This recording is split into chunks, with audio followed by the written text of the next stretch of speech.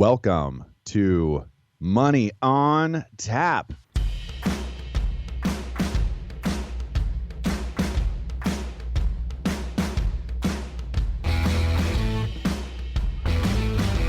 Money on Tap, your personal finance headquarters, where we bring out the professionals' experience and some fun in what we call three-dimensional investing, utilizing insurance, brokerage, and fee-based planning. That's what we do on this show. We look at all sides of the issues, and we bring a fully independent planning perspective to the table. Welcome back. You are listening to Money on Tap. You can reach us at 855-226-8551 or info@yourmoneyontap.com. My name is Seth Krussman, joined here once again with Ben Brayshaw and Dan Mickelin. How are you guys doing today? I'm doing great, Seth. How about you, Dan? I'm doing really good, too. Yeah, excited about today. And we got a topic coming up that applies to, if not everybody listening, it eventually will apply to everyone listening. So this is important stuff for everybody to tune into. Hopefully you live that long to appreciate this benefit. That's the truth. The government's still around to pay it, but we'll get there. We'll get there. We'll get to that part of the conversation, too. Yeah, but today's show is Social Security may not be so sweet. COLA may not be so sweet. And that's where Ben and Dan are alluding to, is that Social Security story that's been out there. And if it's not this story, it's part of pretty much everyone's story in retirement, and one that we dig into regularly here on the show. If you're new to us at Money on Tap, welcome aboard. We're glad to have you. Ben, Dan, and myself are all financial planners with Brayshaw Financial Group. And this is what we do on our day-to-day, as we help clients steer through the conversation and the actualization of retirement planning. So it's an important conversation. You know what? It's a bite-sized piece that you can go ahead and take forward with you today. Have a conversation with your family, your loved ones.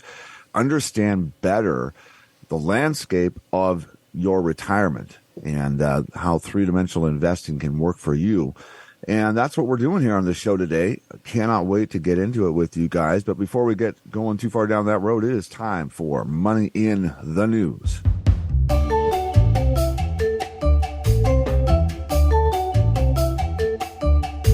And first up, we got coming to us from CNN by Chris Isidori. Disney has bigger problems than Ron DeSantis. And, one of the most frequent names in the news these days has got to be DeSantis, the governor down in Florida. And, for a while, he's had this kind of ongoing running dispute with Disney about their, kind of level of wokeness and where they stand when all kinds of social issues and his general aversion to that. But from the investment perspective, kind of a little bit of a different twist on it is the change in leadership, right? So we had one CEO go out, name his successor, Bob Chapek, who came in, and within just a couple of years, they've brought back the old CEO to institute some significant changes there. And we've seen the stock kind of, fluctuate up and down over this time. And it's a stock at different periods of time, we've held in our portfolios. And, it's been in and out of favor over the last few years. But they've had a few struggles, and this article kind of dives into a few of those things. One of them's expected job cuts. They've had earnings fall by 30%, even though revenues were up. And there's been a couple ongoing issues there, particularly around their streaming platforms that have been kind of a drag on revenue for Disney. And they've got a couple potential changes kind of on the drawing board, and there'll be an upcoming call with the CEO to kind of line out what his plans are to improve the standing of the stock and the overall health of the company. But one of the things that's anticipated is some pretty significant layoffs. So it looks like there's going to be big changes to come, hopefully with an eye towards some better performance for its investors. Yeah, I think there's a lot of moving parts inside this, and especially on the stock side of this. The stock has moved up actually fairly nicely since its lows. I mean, it's up north of 20%, I would say, and or at least from its low to its high, recent high. And there's lots of conversation around. I mean, ESPN has been at the center hub of the Disney conversation. Are they going to spin it off and sell it? There's a lot of people from the stock perspective that think they should sell it. It would actually do a lot of good for the company. I'm not sure where I stand on that perspective. I mean, especially with streaming, I think ESPN is, I mean, that is the sports network, right? It's still the brand out there, right? But it's clearly become a more competitive field. I mean, Amazon's in there with a lot of NFL stuff, and some of these sports leagues are trying to roll out their own proprietary streaming services, which makes sense, right? So, it is the premier brand, I would say, at least in our lifetimes, for any kind of sports coverage. But there's just a lot of players now. I think honestly, like a sale to DraftKings or, Penn or one of these, the gambling that's been embraced. I mean, they would pay a pretty penny to have ESPN on it, and they would. I remember growing up, they couldn't talk about the lines on a broadcast. Right now, it's streaming right across the bottom. Whatever you're watching, it's like it's ridiculous. Yeah, it's incredible. But that would bring significant revenue, and Disney could do that. But the other final issue is that everyone's having the labor pains of finding people to work, and Disney's not far behind that problem, separate from the demographics of the workforce that they have and the struggles they've had with that. Yeah, they just had a proposed labor package get rejected by 96% of the union. That's a pretty resounding no, But they were offering annual raises of $1 an hour for the next 5 years, but the union's looking for $3, which is that's a pretty wide gap when you consider how many people Disney must employ down there. I mean, that's a lot of people. That's a lot of people. Yeah, the political battle part was where I really see lines getting crossed here and the water getting really muddy. There's the legislation in Florida that's the bill that got put through, the Don't Say Gay law is what they wound up calling it, and it's the parental rights and education law that put restrictions in the classroom of sexual orientation and gender identity. Now, that's one of those places where I get it. There's been changes in Disney that our family has struggled to see. For one, a friend of mine just went down to Disney a couple of weeks ago, has some daughters, and they were in it was like a hair salon. It was like a princess hair salon. I've never been in this, but the pictures were trans men with maybe not, I don't know. They had a beard, but were dressed up like a princess and doing hair. And frankly, the guy looked like he had just rolled out of bed and kind of rolled into Disney. And, my first Disney thought was I hope those are some of the labor cuts that they're talking about. Yeah, seriously. Disney should be a safe place. I mean, that was the design. That was the theory. I mean, and now, they're just drifting away from that. And it's kind of funny because you've got this ultra-conservative state, Florida's, DeSantis, and right in the center of it, right, in the center of the politics, in the center of the state is Orlando, where Disney is housed. And it's like, I mean, it's night and day. I mean, you look at the Grammys the other day where they had that like Satanistic dance thing going on. I mean, it's just ridiculous. I can't even watch that stuff anymore. But it's like in your face, and it's like, here's Disney. You can't even take your kids there. I mean, eventually Disney will not be an adult location. I saw it wasn't even referenced in the article, but in some other news this week, and it kind of brought this article to the forefront for me when I did come across it. It was some other cartoon they just put out on Disney's platform. And, it's about an African-American family and their struggles and over time. But, one element of it was they wanted to there was leading some protest to tear down a statue of Abraham Lincoln because he wasn't in support of ending slavery. And, as a U.S. history major, focused kind of on the Civil War a little bit, I'm just like, I'm not really sure where that comes from, but just seems clear, at least your point, Seth, that it isn't that take your mind off of the woes of the world kind of experience we all think Disney should be for our children, right? It's a little bit in your face, a little bit controversial. There's probably an edge there that we don't really need. You can find that just about everywhere else in the world. You look for a little escapism when you take your family to a place like that, and it just seems like you're not getting it anymore. Yeah, and I think like with any workforce, you can have a dress code, you can have a standard, you can say this is what it is. Clearly, they must be in favor of it. I mean, I don't know that they are. I mean, going back to Bob Iger, and I think Disney was always leaning left. I think, under Bob Chapek, I think they took a left turn. I think that's the difference. And I think in the last number of years that Bob Chapek has been there, I mean, I think they let this thing run rampant, and it's disgustingly in everything. I mean, it just shouldn't be in the face of every kid. If you want to watch adult shows like that and carry this stuff, I need to be able to take my kid to a place. There'll be a competitor, Disney, and you're going to lose because the majority of America does not want to have to deal with the politics in every one of their kids' events. You just, as a parent, you just want to reserve the right to filter it, right? Yeah. Whatever your gauge is and how much exposure you want for your family, that's your call. But Well, no, You exactly. go to a place like that where you can't turn off the spigot; it's just raining on you. Well, you're going to turn the whole spigot off. Yeah, I mean, zero's good. That's about right. Not necessary. Next up, we have 4 technologies that aren't that big today, but will likely be massive in 20 years. This is by Aditi Ganguly. This is a Yahoo Finance article, and this is an interesting article because they talk about, and it's so true. 20 years ago, the idea of an electric car or a cell phone in your hand that you could surf the internet. 20 years ago, I mean, surfing the internet was cutting edge still.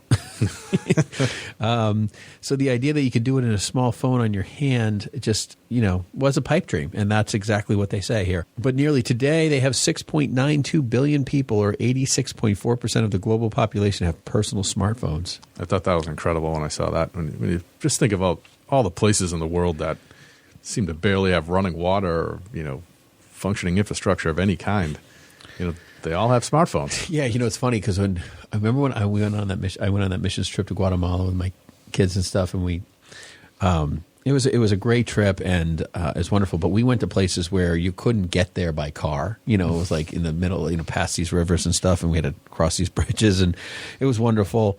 But these people were living in huts and so forth. I mean, I'm talking smaller than our studio huts, and they had flat screen TVs on these studs with a dish outside and a cell phone with, like a little solar panel. It was pretty incredible, honestly. Yeah, it's great to, have these communities be connected to the outside world. I mean, it's a miracle in itself, and it's a blessing, and I'm all for it, but it just, the allocation of resources seems a little off, but, I mean, hey, if that's what they consider to be vital, I mean, I guess it is. So, it's better than being kind of forever locked in the Stone Ages if you don't have that level of access. And I'm sure it leads to aspirations. It helps these people get up and out of there. I mean, these people were grinding corn with, mortar and pestle kind of setup. Skip the TV, buy a blender, Kind of like, I was really like, boy, it was like one end of the spectrum to the other, and I was like, I mean, even my 2 boys were like, "This is crazy, Dad." I do remember, and this is actually longer ago than this. Is probably 06, 07. I went to Mexico City on a trip, and you're driving on the highway, and you're looking up at these just really, I mean, it could only be described as slums. I mean, these houses were made out of aluminum and literally scraps. But every single one of them had a satellite TV dish hanging off the roof. They really did. It was just incredible to see. It's not a promotion to buy Dish Network, but no, it was a long time ago. It didn't work. Now, they also go on to, a couple of other things. So they talk a lot about Elon Musk's, SpaceX. A lot of us have heard about that, or Galactic by Richard Branson. Jeff Bezos's Blue Origin. There's a lot of different, things. But, I mean, when you think about the green energy, the whole concept of green hydrogen, there was a company Norwegian. It's an electric hydrogen company called Nel ASA. It's the world's largest manufacturer of electrolyzers, and expects green hydrogen production costs to become equivalent or lower than fossil fuel production by 2025 at the earliest. So, I mean, that's not too far away, and something that's very, very interesting.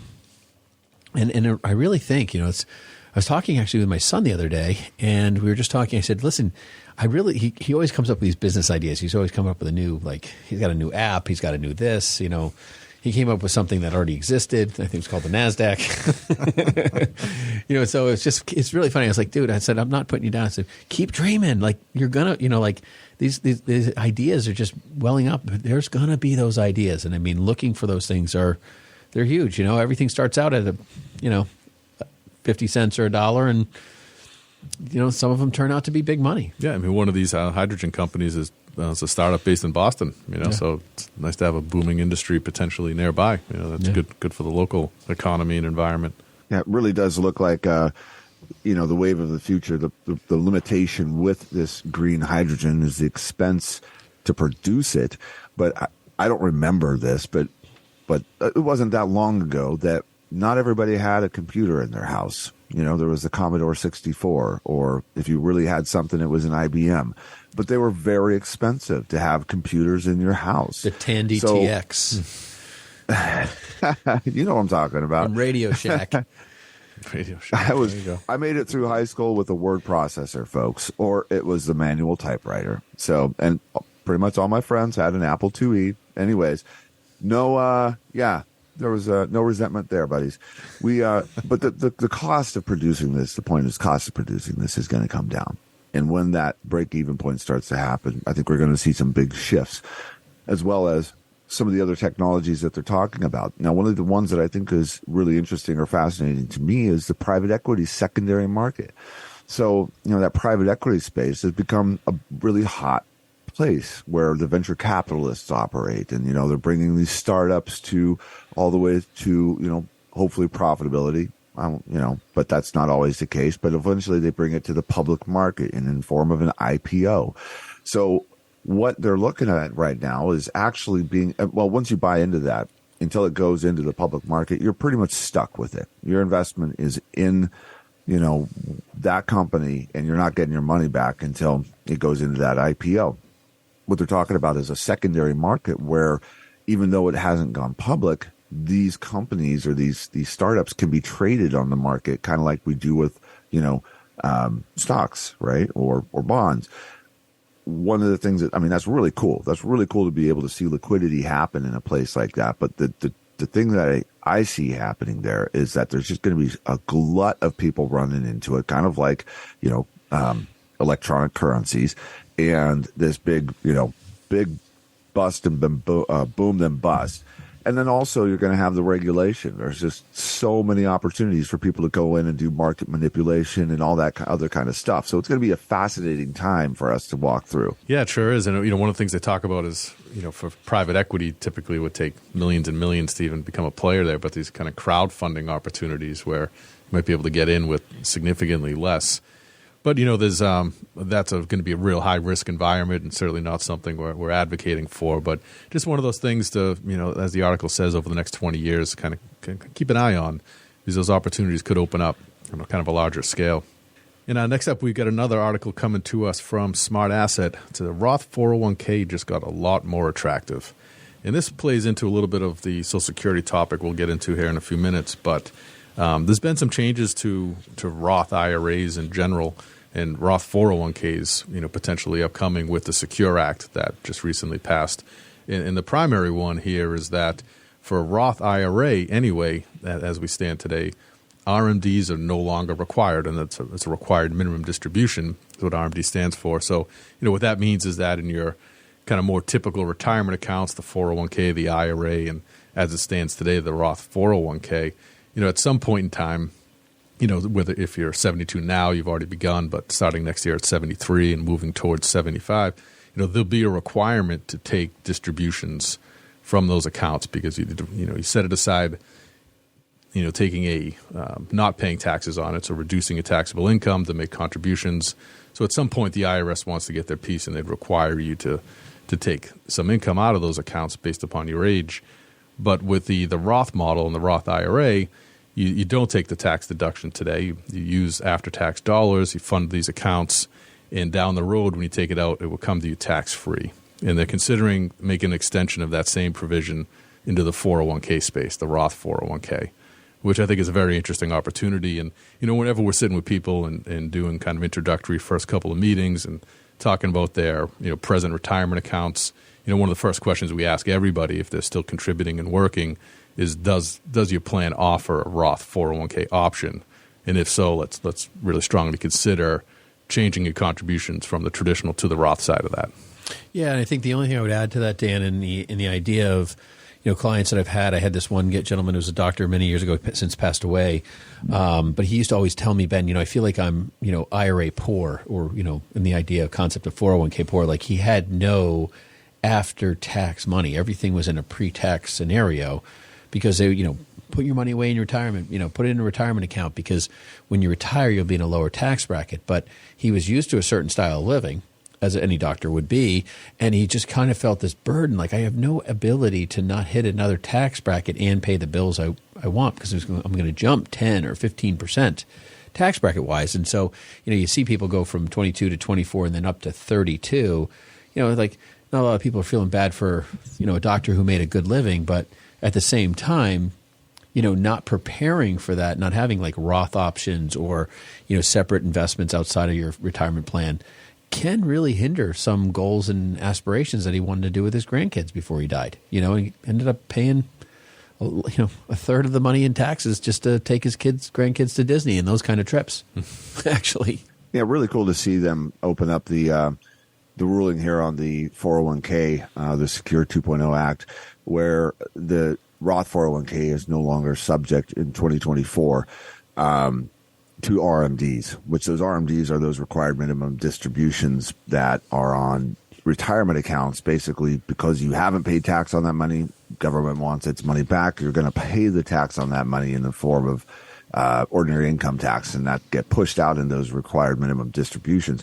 It just didn't make sense for a Roth to have to be in an RMD status or go through RMDs. Nor does it for the Roth 401k, because you've already paid the taxes on that, and they're not getting any taxes that they're not going to receive any taxes. So why bother? And it just gives you some great flexibility to do some different things later on in life. Folks, you are listening to Money on Tap. You can reach us at 855-226-8551 or info@yourmoneyontap.com. We are talking about Social Security, the COLA that may not be so sweet today. Don't go anywhere. We'll be right back.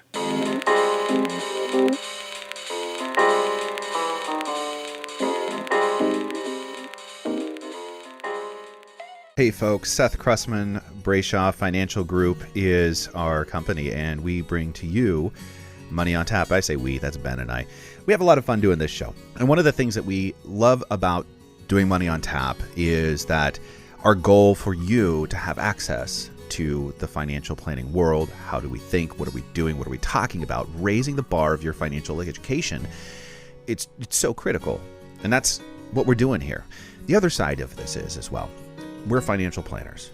If you are looking to work with a financial planner, if you want to have that playbook for you to understand the important things right now and how you're going to get to your goals or how you're going to retire successfully, that's what we're doing as well. If you have $250,000 of investable assets, give us a call. It's free to you, and it is worth your time to pick up that phone and give us a call and discover what complete wealth management looks like. Ben and I are excited about the opportunity to partner with you and give you that financial plan that's going to make the next step so much better understood and get you where you need to go. We appreciate you listening to Money on Tap with Ben, Seth, and Dan. You can contact us at 855-226-8551 or email us at info@yourmoneyontap.com. And now, more of this week's program. Welcome back. You're listening to Money on Tap. You can reach us at 855-226-8551 or info@yourmoneyontap.com. And today we are talking about Social Security, the COLA, that may not be so sweet. If you're unfamiliar with what the COLA is for Social Security, that is a cost of living adjustment. And that is some big news out there right now. It's big news in our world. It's big news for people who are drawing on Social Security or maybe drawing on Social Security. Social Security, in terms of financial planning and how it works for you, is a really big deal. It has been a bedrock or a foundational element to ensure income for retirees from retirement through the rest of their life. And there's been some ways to put together Social Security, or some techniques or tactics around Social Security that we've advised many, many of our clients to use and to take advantage of what that system has to offer. And one of the things that happens pretty much annually with the Social Security system is that they take a look at what has been happening in the economy, or in specifically in inflation, and they usually use that consumer price index, and that's the one that, when we read about inflation in the news, that's the index that we relate most commonly to the cost of goods and services, that consumer price index fluctuating, going up or going down. And it is what the Fed has been paying attention to and why they've been doing such aggressive rate hikes over the last year to try to influence that inflation to come back down. Well, in the meantime, Social Security, people that are on Social Security, their paychecks have been the same. Maybe you have a job, maybe you have a business, and maybe you've been, charging more for your personal training services. Cost of living's gone up, and you had to increase your prices just to keep up with that cost of living. Well, somebody that's on a fixed income doesn't have the ability to go ahead and change that cost of living for themselves. That's why this is such a big deal for people in retirement, is that they get an opportunity to take a look and see their paychecks go up from month to month. And 8.7 is huge, which is what that COLA is that they're handing down now for Social Security and entitlements. So we're talking about that 8.7%, which, that's a breath of fresh air for anybody out there on a fixed income, right? There's always the other side of the coin, right? And what you may not see right out of the gate is how that can affect Social Security wage earners, as well as other people that are looking to enter into retirement and trying to decide what can they do around Social Security. How can they be smart with each and every dollar that is coming to them in retirement? Yeah, there's some things about this that are, not all on necessarily the kind of the good news side of the ledger. No, certainly for people who are on that fixed income, Seth, and have had to deal with the kind of the prices of everything going up, this will be welcome news. But last time we had an increase the year prior was about 5%. And, when people kind of looking backwards evaluate that really only accounted for about 50% of the increase in terms of cost of living. So people still on that fixed income in Social Security are reliant upon it, suffered a little bit of kind of a loss of purchasing power in that experience because prices simply went up faster and higher than the COLA increase did. And as well for people that are, not yet collecting, I mean, there's really only one way to pay for this, and that's to find some way to increase taxes. And the administration's done so by increasing the income limits in terms of the most you can make and still, that's eligible to be taxed for Social Security purposes. That's increased as well. It went up from $147,000 to $160,200. So an extra $13,200 of your income is going to be taxed for Social Security purposes as part of this act and part of the increase here in Social Security benefits that are going out to all recipients right now. There's a lot going on with Social Security, and you guys have touched on a lot of it. And I think the 8.7% increase, in COLA is great for the people who are retired in the short term, and it is something that brings a lot of relief in the sight of the increased expenses, and that's probably an understatement. I went to I've Googled a number of things, and I mean a lot of people can do it, and you can find things. There's various true inflation rates, or the real inflation rate, and there's 1,000 different websites out there. And 8.7, the CPI, which is what the government's used to determine the inflation rate of Social Security, is one link. But the truth is that we've seen massive increases in certain areas of our financial expenditures, right? And depending on where you live in different parts of the country, the cost of a home has risen anywhere from 15 to 30% year over year. That's not 8.7, right? But people in retirement may have already settled into where they're going to live and so forth. So then you start looking at other things that are interesting, which is food, which is up about 15.3%. This is all from trueflation.com, and you can go through all the different details. But health is up 8.6, transportation 19.8. I mean, I think the cost of used cars again was up again. I mean, it's pretty interesting, and so. Communications is only 3%, and recreation 5.6%. When you start really breaking it out, like even the core utilities is up 6%. Things when you start breaking down what this data means, 8.7 sounds good, but if 8.7 was the inflation rate last year, it's scary when I look at kind of the trueflation when it's actually closer to almost 12% on this scale. And so what really comes down to, and they're taking different variables based on, spending habits and different ranges of ages and so forth. But, your inflation that you're experiencing is specific to you. If you're buying ramen noodles and that's what you eat in retirement, if it goes up 25 cents and you're worth as much as somebody else not buying ramen noodles and going out to eat every night, you're really not going to care. And if you're not buying another house and you're not moving, you're really not going to care. Where you're going to care is, the taxation scenario that might happen at your town or city level. And there's all different types of issues around this that, you're going to get hit. Everyone's been hit. It just means that some people have been hit more. I mean, I was just thinking about talking to one person who's talking about baby formula and the supply issues with baby formula and how they were selling it for astronomical dollars. Well, if you have a young newborn child, which we all know when you first have kids, you're not in your wealthy years, right? So, getting baby formula, your inflationary experience is significantly higher. You may not be buying a house or moving. You might be eating ramen noodles so you can get baby formula. People are adjusting to this in different ways. And I think, when we look at the COLA and we look at what this is, this 8.7 is really kind of it's a hopeful average of what people think it might be bearing, but it's probably not covering the lion's share of the issues of inflation right now.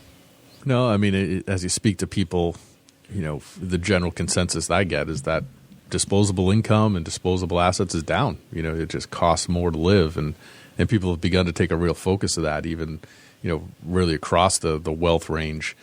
People are concerned about this stuff, and the increase is nice, but and it will certainly help. But to Ben's point, it's not going to necessarily recapture everything that's been inflated in terms of the price of just surviving and buying all the things that we need. But the other end of it as well is, and I know you get some demographic stats as well, Ben, about our workforce and birth rate and all those things. But we've done a number of Social Security shows, and there's been a focus around this date in which the fund goes insolvent, right? And it was 2036, then 2035, now it's 2034 we're looking at. And the fact of the matter is, this just increased the spend down, right? That's going to bring that date closer because more money is going out of the program. And every additional inflationary event, which we're probably looking at another 5 or 6% this year, is going to only compound the current number, right? So, that leaves a problem. But all of these different changes, I think, because I do want to get to the planning side of this, because this is really, really important, because there is a major black hole inside all of this that a lot of people aren't talking about in the planning space. And I know we want to spend a good amount of time on that. But the data, we talked about the RMDs being moved up. They went from 70.5 to 72. Now it's 73, and they're going to be over the next few years moving it to 75. And then they didn't move the full retirement age, though. So you can still do the early retirement at 62.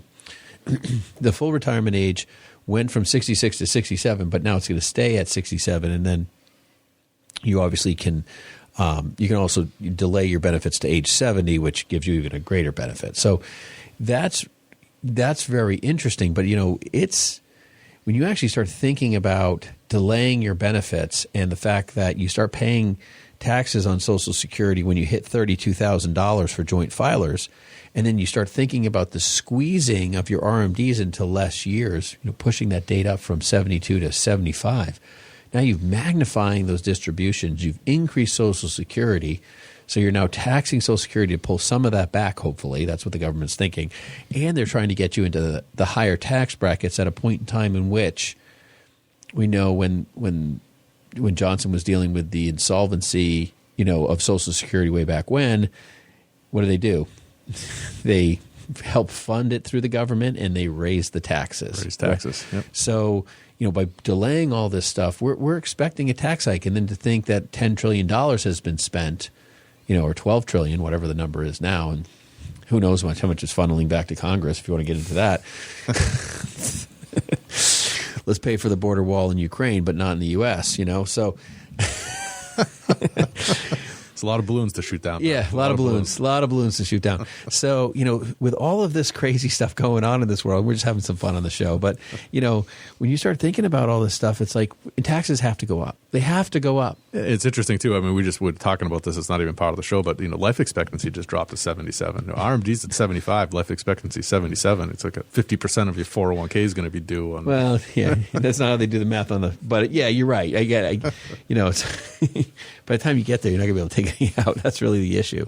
All right, folks, you're listening to Money on Tap. You can reach us at 855-226-8551 or info@yourmoneyontap.com. We are talking about Social Security and the COLA that may not be so sweet today.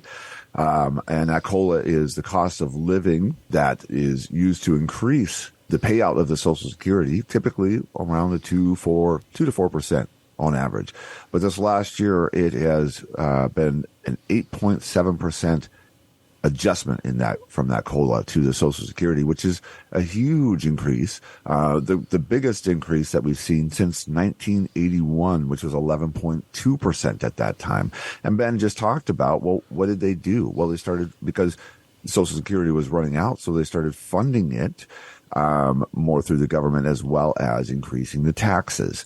And that's where we're talking about here. It's like, we want you to have more money. Everybody, yes, we want you to have a better living experience in your retirement, and more money can allow for that to happen. But there's a lot of other pieces that are tied to that increase in your cost of living, and we're going to get into some of those numbers now. Ben?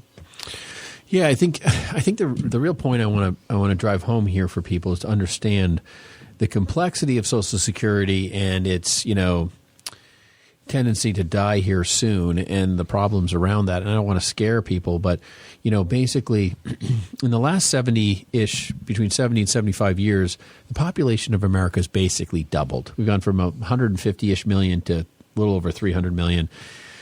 And that's great from the concept of that. But, the majority of America, close to 40% of America in the next 20 years will be retired. So that's about 120 million of that 320 million Americans retired, which is an astronomical number.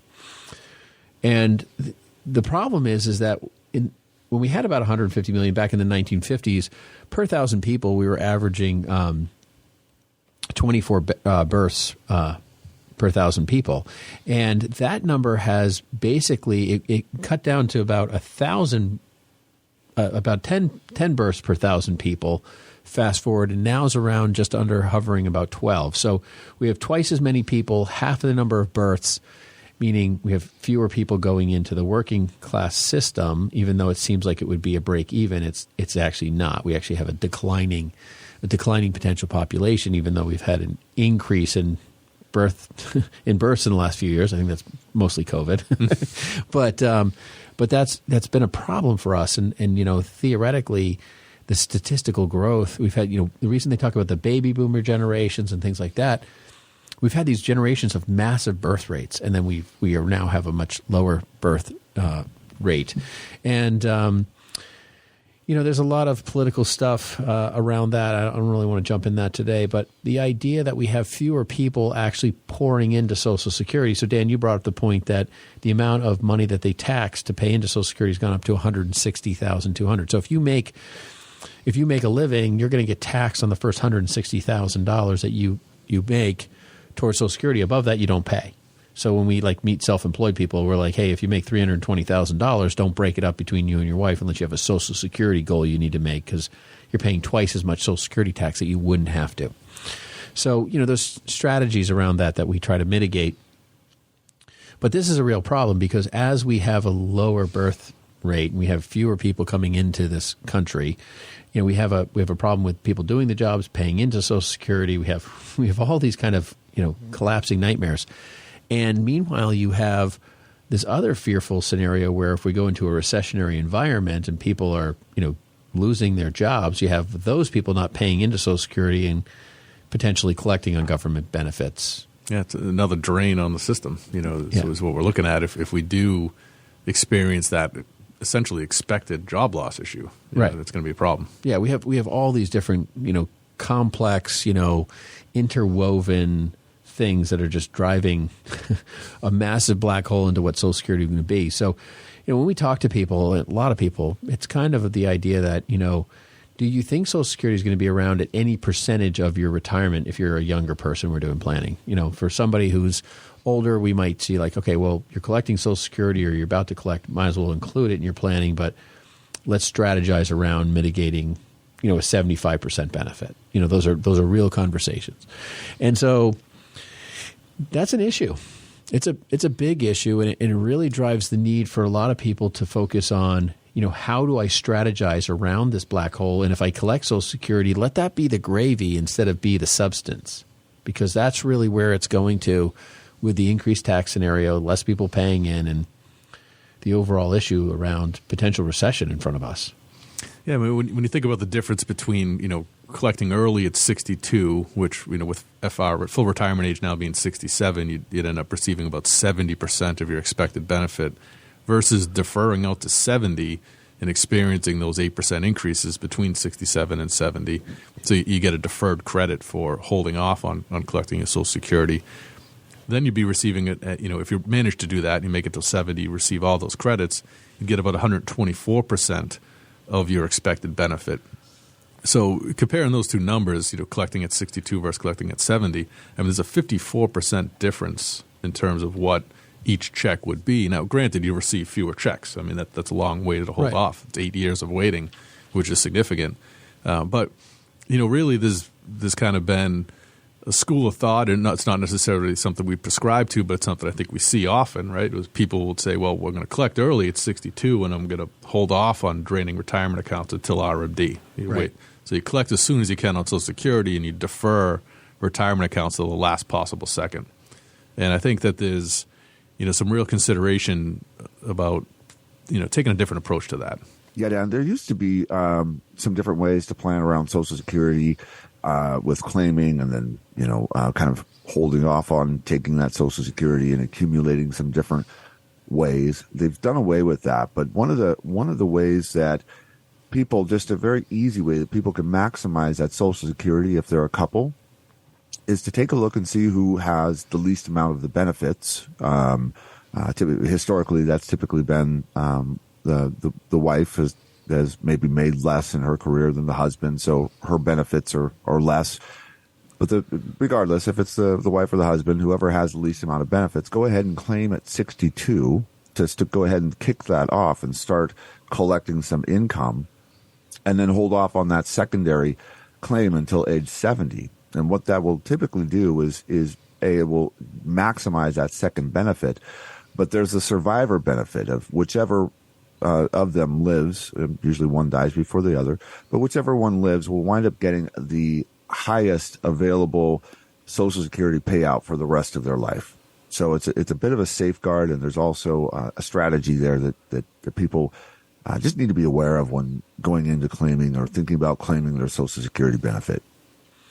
Yeah, then there's other spousal benefits too. I think it's an interesting point, Seth. And if you've been married and you were married for over 10 years, you're actually eligible for a spousal benefit too. So that's something that you might want to evaluate some strategies around. There are a lot of strategies in Social Security, and they get complex, and we do most of them. We have a Social Security expert who used to work for Social Security for 30 some odd years that works with us, and is happy to sit down and go through every detail of them. But everyone's situation is actually quite unique, I honestly think, between the planning and so forth.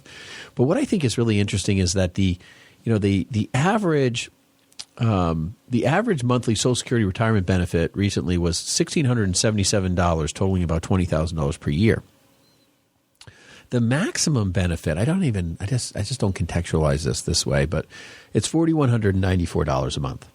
But that's $50,000 a year. Social Security was never meant to be the primary retirement driving force. It was meant to provide. Well, it comes from the day when everyone had a pension on the side, right? So this was just part of that three-legged stool, which is pretty wobbly these days. But now you have a one-leg stool, and there's no pensions. So this has really become this, like, it's almost trying to take over that second leg.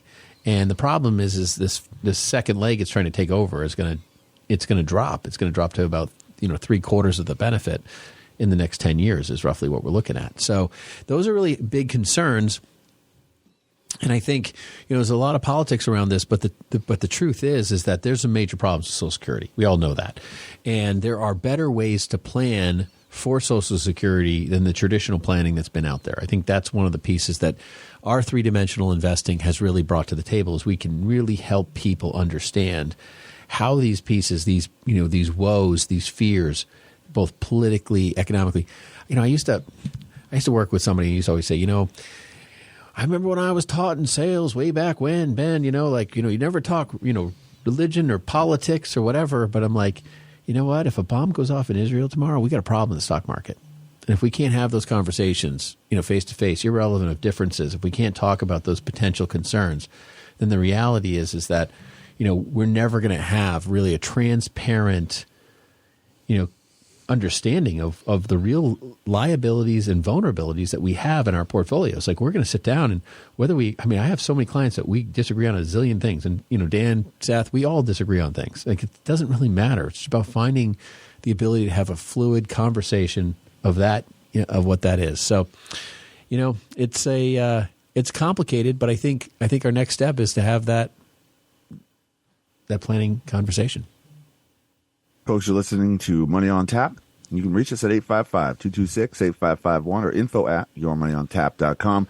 We're talking about Social Security, the cola that may not be so sweet. We're going to take a quick break. We'll be right back.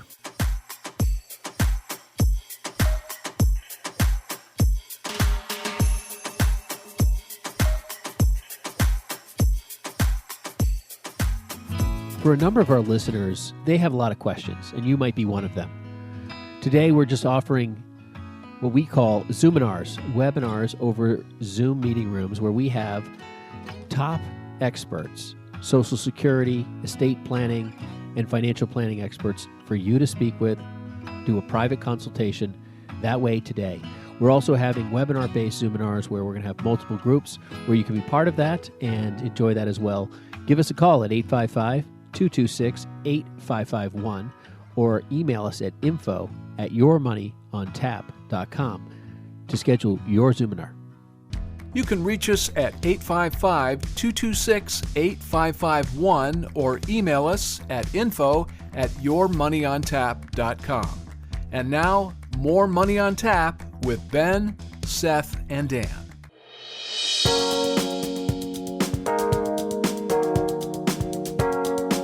Welcome back. You're listening to Money on Tap.